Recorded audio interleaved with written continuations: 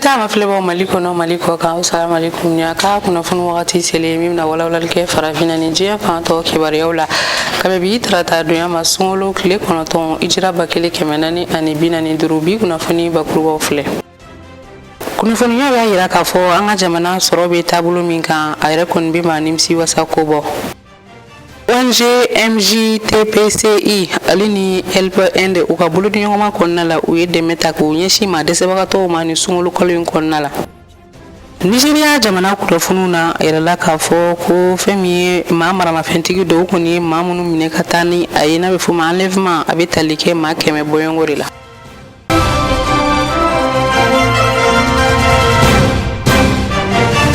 ayo bisimila kokura o ka kunnafoniw kɛnɛ kan Russie jamana kɔnɔna la u ka jamana kuntigi kalata kɛra fɛn min u ka jamana ɲɛma Vladimir Putin ale yɛrɛ kɔni ye sebaya sɔrɔ ni 100 sarala 87 ni a kunkan fɛn ye maa minnu yɛrɛ kɔni kɛmɛ k'u kɔgɔ da a kɔgɔ la olu ma se ka foyi sɔrɔ 100 sarala 5 kɔ ni yɛrɛ kɔni sebaya in sɔrɔli o hukumu yɛrɛ kɔnɔna la camancɛ fanga ɲɛma Colonel Assimi Goïta ale foli belebele kɛ ka a ɲɛsin Vladimir Putin ma Russie jamana ɲɛma a ka ni sebaya in o sɔrɔli la ka tila ka yirala k'a fɔ ka baaraɲɔgɔnɲɔgɔnw olu yɛrɛ kɔni bɛna na to senna ale ni Russie jamana kɛmɛ ka danaya min ta da u kan o danayaw olu na to senna ONG MJTPCI olu ni LPN u ka bolodiɲɔgɔnma kɔnɔna la u filɛ ka balofɛnw ta k'o di maa dɛsɛbagatɔw ma ni o yɛrɛ kɔni bɛ tali kɛ denbaya 100 bɔɲɔnko la o denbaya 100 ninnu na malidenw o denbaya 300 bɛ o la fo ka taa se Centrafrique ale déplacé o fana denbaya 300 ma ni baara ninnu bɛɛ lajɛlen kɛra kunungo tɛnɛ marsi kalo tile 18 san 2024 a kɛra groupe scolaire le Niger la Sirakorokaw fɛ yen nɔ Tumani Keyita ni Musa Jalo kun bɛ télé ta tɔgɔ la ONG MJTPCI ale ni a dɛmɛba baɲumankɛ tɔn min bɛ yen nɔ ni o dɔnnen don Hand Helping na olu de ka boloɲɔgɔnma hukumu kɔnɔna na nin balodiba in kɔni sera ka kɛ balodi yɛrɛ kun tɛ dɔwɛrɛ ye walasa min kɔni dɛsɛbaatɔw ye ka dɔbɔ u yɛrɛ donni na nka kɛrɛnkɛrɛnnenya la sunkalo yɛrɛ kɔni kɔnɔna na ka se ka u yɛrɛ ka sunkalo ja u bolo cogo min kɔni na ni kɛnɛba in datigɛra ni kuranɛkalan ye Rahim وبشر الذين آمنوا وعملوا الصالحات أن لهم جنات تجري من تحتها الأنهار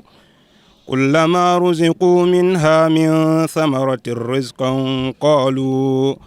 قالوا هذا الذي رزقنا من قبل ni balo kila in hukumu kɔnɔna na sunkalo kɔni ma suganti kunfɛ barisabu ni jateminɛ kɛ i b'a ye k'a fɔ balo sara 100 o de bɛna tila min kɔni denbaya 300 n'olu sigilen don Mali kɔnɔ yan ani denbaya 300 minnu yɛrɛ bɔra Centrafrique jamana kan ka sababu kɛ kɛlɛ yɛrɛ ye n'olu nan'u sigi Mali yɛrɛ kɔni kɔnɔna na yan bi weleli kun ye sunkalo musaka dili de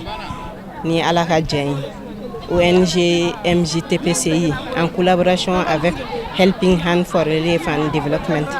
an bɛ se k'a fɔ an ka ale fɔlɔfɔlɔ yɛrɛ ye o de ye an bɛ baara kɛ n'olu ye an bɛ sunkalo mana se sunkalo an bɛ fɛɛrɛ kɛ ka musaka di mɔgɔw ma u ka sun tigɛ n'a ye n'Ala ka jɛn ye salon an bɔra ni kɛnɛ kelen kan alhamdulillah ɲinan fana u ye an jukɔrɔma tonton bon bi an bɛ réfugiés centrafricains de ka kɛnɛ kan yan minnu bɛ yan nɔ an b'olu de ka kɛnɛ kan yan comme a ka ca dɛmɛ ka ca an bɛ dɔ di réfugiés ma après dɔw bɛ taa di fan wɛrɛw fɛ bon min b'a kɔnɔ tulu b'a la kaba b'a la sukaro b'a la Lipton b'a la madame la présidente tɔgɔ la n'o ye Jamila Traoré an bɛ an ka partenaire fɔlɔfɔlɔ yɛrɛ fo n'o ye Helping Hand for Relief and Development hali bi san caman u ka to an jukɔrɔma tenteli la an ka se ka dɔ in kɛ sunkalo kɔnɔna na maa minnu garisɛgɛ donna nin balodi in na olu kɔni u ka nisɔndiya yira wa u ye dɔwdon kɛ ka taa ONG MJTPCI ani u dɛmɛbaga Helping Hand maaw ma a diyara n ye fo ka dama tɛmɛ an b'a ɲini u fɛ halisa Ala k'u bolo mɛn u ka baara la k'u nafa b'a la k'u sara kɛ alijinɛ ye an bɔra ka balo in sɔrɔ a diyara n ye kosɛbɛ a bɛna an ka musaka nɔgɔya sunkalo in na kosɛbɛ an b'u fɔ Ala k'u bolo mɛn u ka baara la Ala ka san ɲɔgɔnna caman yira n na k'a dɛmɛ nɔgɔya u ye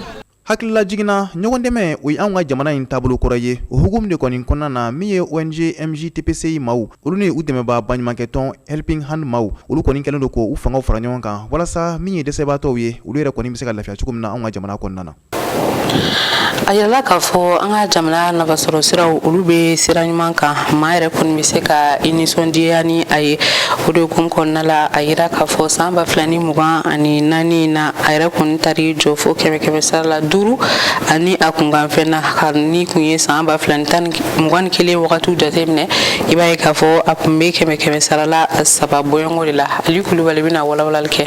Mali kunkanko kibaruyaw la Mali nafoloko min bi ta ka baaraw kɛ ani ka maaw sara la olu jala minnu kan ka tigɛ fɛn ye jamana ɲɛmaaw fɛ sani o kɔni cɛ hadirala k'a fɔ o baara min kan ka kɛ san 2025 ni ka se ka o bilisɛko k'o bila sen kan a jirala k'a fɔ o bilatɔ sen kan min ye Amadu Tijani Aidara Konde ale y'a jira k'a fɔ ko ni ye jateminɛ kɛ kabini san 2021 Mali ka sɔrɔda ko a kɔni bɛ ka yiriwa ka taa a fɛ ko barisa a tɛmɛna ni fɛn ye 7 ngɔri 1 boɲɔgɔnko 100 sigila ka taa fɛn ye 5 ngɔri 7 boɲɔgɔnko kɔnde la san 2024 kɔnde la a dirala k'a fɔ ko ni wulikajɔ in ko ni bɛɛ lajɛlen kɔni sɔrɔ la min de fɛ min ye maa minnu bɛ yen n'u bɛ wariko kunna ani gouvernement olu ka cɛsiri ani politique ta nasira kɔni fɛ fɛn ye sɔrɔ ta nasira politique sira fɛ a ye kuiru bɛɛ lajɛlen ta nasira kɔni fɛ politique sira kɔni de fɛ ko o de kɛla sababu ye ni o kɔni de kɛla fɛn ye faso a bɛ ka ɲɛta sɔrɔ ta nasira kɔni fɛ ministre min ka baara kɔni ɲɛsin bɛ Mali sɔrɔ ko ma n'u ye Aluseni Sanu Konde ale ye wulikajɔ kɔni kɛ k'a jira k'a fɔ ko min ye Mali ka sɔrɔ ko ye maa bɛ se ka fɛn ye a jira k'a fɔ ko a bɛ sira ɲuman kɔnde kan wa min ye juruko fana kɔnde ye ko a bɛ ka Mali bɛ ka se bɛɛ kɛ fɛn ye juruko in fana ka se ka a fana kɔni duga o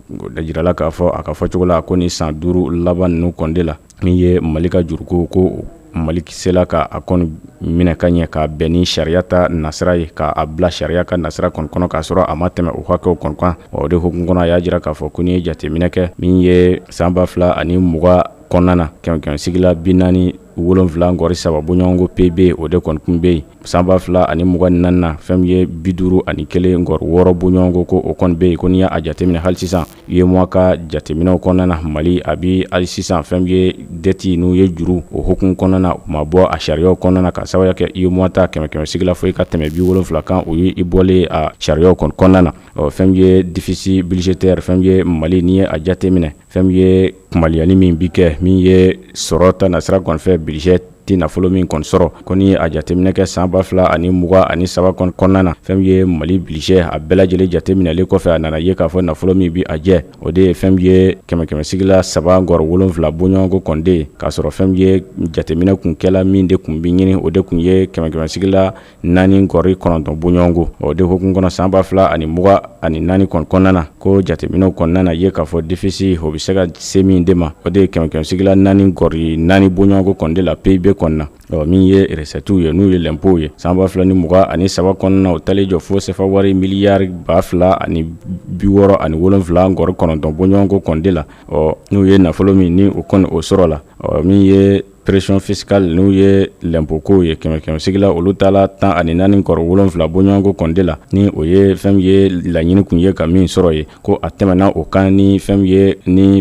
kɛmɛ sigila 14 ngɔri 6 boɲɔgɔnko kɔnde min ye nafolo minnu bɛ ni olu bɔla ka baaraw kɛ ni o ye n'u ko dépense kɛmɛ sigila o teli jɔ 92 ngɔri 8 ni o nafolo bi ti jɔ sefa wari miliyari 1,552 ani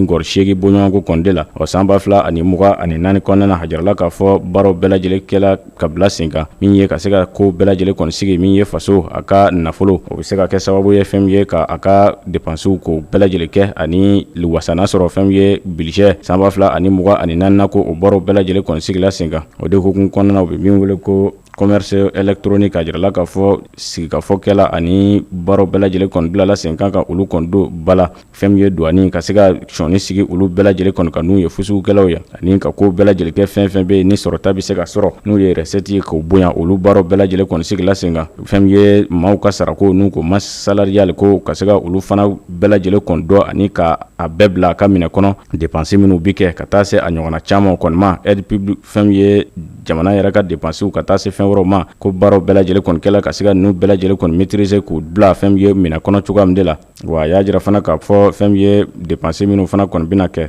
n'u b'a wele dépenses budgétaires o bɛɛ bɛna ɲɛsin min de ma jamana ka se ka fangaba kɔni don a la ko o bɛna kɛ san 2024 kɔni kɔnɔna na ka taa se fɛn min ye jamana ka sobɔ yɛlɛmali fɛn min ye sɔrɔsiw kɛnɛ lakanako olu bɛɛ lajɛlen fɛn min ye kiiriko a yirala k'a fɔ jamana yɛrɛ denw ka taa se jamana cɛbolo ko caman ani jamana yiriwali ko baaraw bɛna ɲɛsin olu caman kɔni de ma jamana ka sɔrɔko kɔni de la a yirala k'a fɔ nafolo min bɛ yen ni u bɛɛ ka jateminɛ o bɛ t'i jɔ sefa wari miliyari 13,978 kɔni wɔɔrɔ bɔɲɔgɔnko kɔni de la san 2024 min ye san 2025 ye sa ko bɛ t'i jɔ sefa wari miliyari 14,677 bɔɲɔgɔnko kɔni de la o de la ko n'i ye jateminɛ kɛ fɛn ye Mali sɔrɔ ko fɛn ye dɔ de bɛ ka fara a kɔni kan fɛn ye 500 nkɔri 3 bɔɲɔgɔnko kɔni de ye san 2024 ani san 2025 a bɛ kɛ 500 nkɔri 1 bɔɲɔgɔnko kɔni de ye. communiqué dɔ senfɛ min bɔra ministre yɔrɔ la n'ale ka baara ɲɛsinnen don kiriko ni adamadenya hakɛw la tangalima Mamadu Kasoge a yɛrɛ kɔni ye a yira k'a fɔ maa minnu kɔni nɔ mana minɛ jamana ka cakɛbɔlasow la ka taa u bila manade dépôt yɛrɛ kɔni na k'u ka baaraw ka ɲɔngiri fɔlɔ ɲani u ka kiri koɲɛw u bɛɛ lajɛlen ka ɲɛnabɔ. Amadu Ɲamile ale ye ɲinini kɛ a ko la. Ministre min sigilen don an ka jamana kɔnɔna na kiiriko kunna ni o ministre ye Mamadu Kasoge ale kɔni ye bataki bɔ juma tɛmɛnen ka se ka wele bila kiiri tigilamaw ma min bɛ se ka kɛ fɛɛrɛ ye wulikajɔ ani cɛsiriw ka bila sen kan bataki min yɛrɛ ɲɛsira u ma bataki in bɛ tali kɛ ni ye nin waati laban ninnu yɛrɛ ta k'a lajɛ an ka jamana kɔnɔna na nɔminɛw kɔni bɛ ka da maa caman kɔni kan ka sababu kɛ nafolo yɛrɛ dunkojuguya walima yuruguyurugu yɛrɛ o min bɛ ka kɛlɛ an ka jamana kɔnɔ nin waati laban ninnu na ministre ka ɲɛfɔcogo la a y'a yira k'a fɔ n'i ye jateminɛ kɛ i b'a ye k'a fɔ wulikajɔ o de kan ka bila sen ka kiiri yɛrɛ tigilamaw fɛ kɛrɛnkɛrɛnnenya la a bɛ fɔ minnu ma ko parquet n'i ye an ka jamana ta k'a lajɛ sariya kisɛ dɔw bɛ yen nɔ sariya kisɛ minnu kɔni bɛ tali kɛ kiiri tigilamaw ka taa se jamana yɛrɛ foroba cakɛlaw ma ni nɔminɛ kɔni dara i kan a bɛ fɔ min yɛrɛ ma ko mandat de dépôt i minɛna ka taa dibila dɔrɔn i ka ɲɛmɔgɔyaso olu kɔni kan ka bɔ a kalama wa i bɛ jɔyɔrɔ min na o jɔyɔrɔ baaraw olu kɔni kan ka sonsoro o waati kɛrɛnkɛrɛnnen yɛrɛ kɔnɔna na min kɔni ye sariya kisɛ min bɛ tali kɛ ka ɲɛsin hali kiiri yɛrɛ tigilamaw ma n'i y'o sariya kisɛw dɔw ta k'a lajɛ minnu bilara sen kan anw yɛrɛ ka jamana kɔnɔna na décembre kalo la san 2002 waati ka taa se mars kalo yɛrɛ ma san 2005 waati ninnu sariya kisɛ kofɔlenw bɛɛ lajɛlen b'a jira k'a fɔ kiiri tigilamaw ka taa se jamana yɛrɛ foroba cakɛla ma ni tɛgɛ kɔni dara ninnu fɛn fɛn kan u kɔni ka ɲɛmɔgɔyaso olu bɛ ladɔnniya joona joona walasa u bolo tun bɛ forobaca min na u bolo yɛrɛ bɛ se ka bɔ o la cogo min na hali u ni tɔrɔmɔɲɔ minnu tun ka kan olu tɔrɔmɔɲɔw kɔni bɛɛ lajɛlen bɛ sunsoro madama fo ka taa se kiiri yɛrɛ baaraw kuncɛli ma ni baaraw kɔni nana kuncɛ waati min na ni ani jɔyɔrɔ kofɔlen yɛrɛ ka kan a nana segin ka na a ka baara kofɔlen na wa ni o yɛrɛ ma kɛ sabatifɛn ye ni jalaki min binna kan ni a n'o kaso ka kan o kaso kɔni na da kan walima ni jalakili wɛrɛ minnu kan ka kɛ nɔminɛ ka ɲɛsin maa jalakilen ma olu jalakiw kɔni bɛ to a kan o kama jo sariya ministre ni o ye Mamadu Kasoge ale kɔni ye wele bila ka ɲɛsin kiiri yɛrɛ tigilamaw ma kɛrɛnkɛrɛnnenya la kiiritigɛlaw ka taa se kiiritigɛla minnu bɛ yen nɔ ni a bɛ fɔ ma ko parquet olu kɔni de ka baara ye nin ye ka taa se procureur ma n'o ye nɔminɛw yɛrɛ kɛbaaw ye olu kɔni ka cɛsiriw bɛɛ lajɛlen bila sen kan walasa nin sɛbɛnfura kofɔli minnu filɛ nin ye a bɛ se ka don ba la cogo min na Mali yɛrɛ kiiri bulonso yɛrɛ bɛɛ lajɛlen na anw ka jamana kɔnɔna na wa yirala k'a fɔ n'i ye kiiritigɛlaw ta k'a lajɛ fanga kɔni bɛ u bolo nin baara in a ka se ka kɛ Mali yɛrɛ fan 14 bɛɛ lajɛlen min bɛ se ka kɛ sababu ye ni i kɔni minɛna jamana yɛrɛ foroba nafolo yɛrɛ kɔni dunni na walima yuruguyurugu yɛrɛ sira fɛ nɔminɛ bɛ se ka da i ka cogo min na i bɛ forobaca min na i bolo yɛrɛ bɛ se ka bɔ o la walima o baaraw bɛ se ka sunsoro i fɛ cogo min na nin kɔni waleya in ko nin ka bila sen ka joona joona ministre yɛrɛ ka jateminɛw la ani ministre ka wulikajɔw la o kama a ye bataki kofɔlen bɔ ka ɲɛsin Mali yɛrɛ kiiritigɛlaw ma ka taa se Mali yɛrɛ nɔminɛw kɛbaaw ma ni an bɛ maa minnu wele ko procureur halisa ministre Mamadu Kasoge ka ɲɛfɔcogo la ale min sigilen don kiiriko bɛ se ka lakilen cogo min na anw ka jamana kɔnɔna na a y'a yira k'a fɔ a jigi kɔni dan bɛ procureur kan ni o ye nɔminɛ yɛrɛ kɛbaaw ye ka taa se kiiri tigilamaw ma ni o ye juges yɛrɛ ye ka jira k'a fɔ bataki min bɔlen filɛ nin ye ka ɲɛsin olu yɛrɛ bɛɛ lajɛlen ma bataki a n'a lawaleya joona joona min bɛ se ka kɛ sababu ye yuruguyurugu nafolo dunkojuguya o fɛɛrɛ min bolodalen don cɛmancɛla fanga yɛrɛ ma ɲɛmaaw fɛ fo bɛ se ka siri o dan na cogo min na anw ka jamana kɔnɔna na bari ni ye anw ka jamana jamana ta k'a lajɛ nin waati laban ninnu na wulikajɔw ni cɛsuru bɛɛ lajɛlen bɛ ka bila sen kan min bɛ se ka kɛ sababu ye fu yɛrɛ ka se ka siri nafolo yɛrɛ dunko juguya yuruguyurugu o min kɛlen don dasago waleba ye anw ka jamana kɔnɔ dan bɛ se ka siri o kow dan na cogo min na. Jɛkulu bɛ bilakaw fɛ n'u ka baara ɲɛsinnen don kɛnɛya ko ma an ka jamana kɔnɔ u ye u ka lajɛ dɔ kɔni sigi sen kan min kɛra marisi kalo tile 14 a kunba kun ye yaasa san 2023 tɛmɛnen u ye baara minnu kɛ ka lajɛli kɛ olu la fo ka taa se san 2024 kɔnɔna la u kɛn bɛ ka baara wɛrɛ minnu boloda kɛnɛya ale nasiraw fɛ ale k'olu bali bɛ ɲɛfɔli kan ye o la. Ni ɲɔgɔnye a ɲɛmaaya kun bi bila olu ka fɛn ye commandantini n'u ye madame Fanta Samake ale kɔni bolo wa a jirala k'a fɔ min ye kɛnɛya tigilama caman olu fana kɔni kun bi ni kɛnɛ kan ka taa se maa minnu y'u ka baarakɛ ɲɔgɔnmaw ye n'u ye nafolobɔbaw olu kun be ka taa se kunnafonidilaw kɔni de ma a jirala k'a fɔ ɲɔgɔnye a kun ti dɔwɛrɛ ye baara min kɛra n'a kɛra san 2023 kɔnɔ o baara ka se ka o jaabiw k'o bɔ k'o be san 2024 kɔnɔ baara min kan ka kɛ sa ka sɔrɔ ka fɛɛrɛ kɛ olu fana kɔni de la ani fo ka taa se u bi min wele ko référence évacuation maa minnu be ni bana y'u sɔrɔ walima gɛlɛya y'u sɔrɔ k'u don ka taa fan wɛrɛ fɛ o la halaw ka se ka jateminɛ kɛ olu bɛɛ lajɛlen fana kɔni de la min ye bila a préfet n'u ye commandant Jini Samake kɔni fɛn ye a jira k'a fɔ min ye marakafow kɔni ye ko baaraba bi u kɔni bolo u k'u sen don baaraw la baara minnu bi kɛ sababu kɔni de ye min ye kɛ yɛrɛ ye kɛnɛyaso minnu be ni o ti sariya kɔnɔ minnu bi baara la yaasa ka se ka dankari kɛ olu ka baara cɛjugu la cogoya min na wa a y'a ɲini u fan u ka ko bɛɛ lajɛlen kɔni de kɛ min ye marakafo kɛnɛyaso ba ka don olu ka baaraw kɔni de la wa a y'a jira fana k'a fɔ kɛn yɛrɛ ye kɛnɛyaso minnu be n'u ti sariya kɔnɔ fɛn ye ɲagali kɛrɛnkɛrɛnlen o bɛna ta ka ɲɛsin olu kɔni de ma o bɛɛ lajɛlen kɔni de kɔfɛ sa a jirala k'a fɔ fɛn ye jateminɛw bɛɛ lajɛlen kɔni kɛlen kɔfɛ u nana ye k'a fɔ bila a cakɛyɔrɔ kɛnɛya tigilamaw ye baara min kɛ san 2023 kɔnɔna na ko wasaba a kɔni sɔrɔla o la o de hukumu kɔnɔna wulikajɔ kɛla san 2024 kɔnɔ olu baaraw kan ka ɲɛsin min ma ka se ka olu fana kɔni ɲɛsigi o de hukumu kɔnɔ a jirala k'a fɔ olu dɔw kɔni de la o ye laɲini kɛ k'a jira k'a fɔ u bɛ min wele ko cote part nafolo min bi sara o la maaw ka o nafolo kɔni sara ni u bi kɛ sababu kɔni ye maaw bi doni ka taa yɔrɔw la ni gɛlɛya ye olu kɔni de sɔrɔ ani fo ka taa se maa minnu bi a jɛkulu fana kɔni kɔnɔna asako n'u cakɛyɔrɔw ka se ka olu kalan kɛ olu kunna n'u ko formation olu fana ka se ka bila sen a cogoya min de la min ye hali sisan fɛn ye commandant Jini bila a kɔni ye bilakaw bɛɛ lajɛlen kɔni wele ani ka dusukolo kɔni don u la yaasa u ka se ka ko bɛɛ lajɛlen kɔni de kɛ o bɛɛ ka baara min kɛ nin ye yaasa fɛn ye kɛnɛyaso a ka se ka maaw kɔni doni ani a ka maaw ka banaw kɔni furakɛ ani ko bɛɛ lajɛlen ka se ka kɛ maaw ka kɛnɛya ɲuman kɔni sɔrɔ bila ko u ka taa o sɔrɔ kɔni fɛ ani fo ka taa kɛ gɛlɛya minnu be ni u bi don fɛn ye sarako kɔni de la yaasa ka se ka fɛn ye maaw doni ka bɔ yɔrɔw la nafolo min ma sara ni o tɛ se ka o baaraw kɔni tɛ se ka kɛ ko bɛɛ lajɛlen ka kɛ o nafolo sarabaliya o ka se ka dabila cogoya min de la wa a y'a jira fana k'a fɔ ko fɛn bɛɛ lajɛlen fana kɔni ka kɛ min ye denmisɛnninlakaw ka fatuli caman o ka se ka bɔ o la cogoya min de la o de kɔfɛ sa min ye maaw be yen minnu ye baara kɔni kɛ kosɛbɛ bila yɛrɛ kɛnɛyaso kɔni kɔnɔna bilakaw kɔni nagakɔrɔ ani k'u dɛmɛ kosɛbɛ fɛn ye waliɲuman dɔ gafe o kɔni dila olu ma wa ciwara a fana kɔni dila maa dɔw kɔni de ma min ye ka taa se Daramani Sogoba kɔni de ma ciwara ni ale fatula o dila ale fana kɔni de ma ka fara maa wɔɔrɔ kɔni de kan. Wana se farafina ani diɲɛ fan tɔw kibaruyaw ma.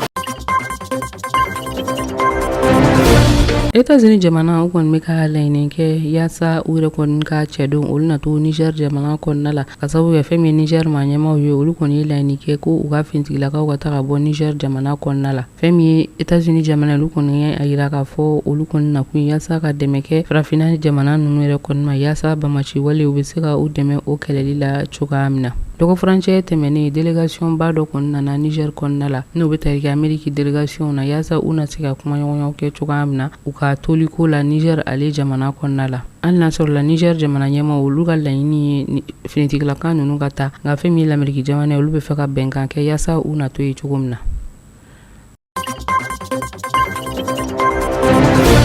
Nigeria jamana kɔnɔna la a yɛrɛla k'a fɔ dɔgɔ furancɛ in yɛrɛ kɔni tɛmɛnen na fɛn min ye bandi dɔw ye olu yɛrɛ kɔni taara maa dɔw ta ka taa n'u ye n'u bɛ tali kɛ maa 100 bɔɲɔngo de la ka bɔ u ka sow kɔnɔ ni kunnafoniya ninnu kɔni dira ni dugu in a sigibaw fɛ fo ka taa se maa wɛrɛw yɛrɛ kɔni ma a yɛrɛla k'a fɔ ni maa tali minnu filɛ ka taa ko nin cayara kosɛbɛ ni binganiwale maa ninnu kɔni nana ka na Kajuru ale région kɔnɔ n'ale filɛ nin Kaduna ale état kɔnɔna la Sibiri ani Kari ka na ni maa ninnu yɛrɛ kɔni ta ka taa n'u ye hakililajigila fɛnɛ fɛn min ye Kaduna ye a yirala k'a fɔ ekɔliden maa 300 bɔɲɔngo olu fɛnɛ kun taara a tɛ dɔgɔ furancɛ 2 yɛrɛ bɔ nin bandi ninnu fɛ bandi minnu bɛ n'u kɔni dɔnnen don ni waleya jugu kɛli ye ka taga ɲɛsin maaw yɛrɛ kɔni ma Nigeria ale jamana kɔnɔna la wa a yɛrɛla k'a fɔ nin bandi ninnu fanba o maa wɛrɛw tɛ dɛ fɛn min ye baganmarala wɛrɛw ye olu ni communauté minnu ni u kɔni tun bɛ kɛlɛ la k'olu dɔw de kɛn bɛ k'u yɛrɛ kɛ nin bandi ninnu ye.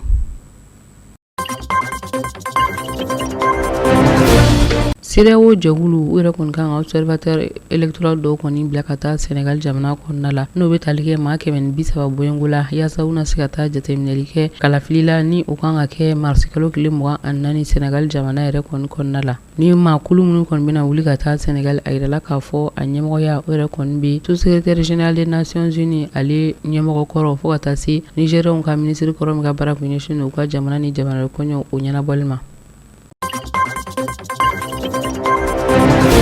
Sunkalo daminɛ a yɛrɛ kɔni gɛlɛyalen don Tunisie jamana kɔnɔna la kosɛbɛ ka sababu kɛ maaw kɔni bɛ sugu kɔnɔnaw la nka a yirala k'a fɔ ko Tunisie maa caman olu de kɔni bɛ ka u ka nisɔngoya yira ka kɛ ni da dumuni fɛn kun fɔlɔ sɔngɔ olu yɛlɛni ko ye n'o dɔw yɛrɛ kɔni bɛ tali kɛ farni sukaro tulu a n'a ɲɔgɔnna wɛrɛw la u y'a yira k'a fɔ ni gɛlɛya in a yɛrɛ kɔni bɛ sɔrɔ min fɛ u bɛ tali kɛ u ka jamana ale nafa sɔrɔ siraw ale ni politiki ko na siraw la jamana in yɛrɛ kɔni bɛ min kɔnɔ a bɛ san damadamani bɔ. Nin bɛ dansigi kɛ bi kunnafoniw na an b'aw fo tɛnɛ ta suganti la Mali kɔnɔ Mali kɔ kan ni Ala ma basi kɛ sini an ni Tumani Keyita bɛ ɲɔgɔn sɔrɔ an na kunnafoniya wɛrɛw kɛnɛ kan inshallah.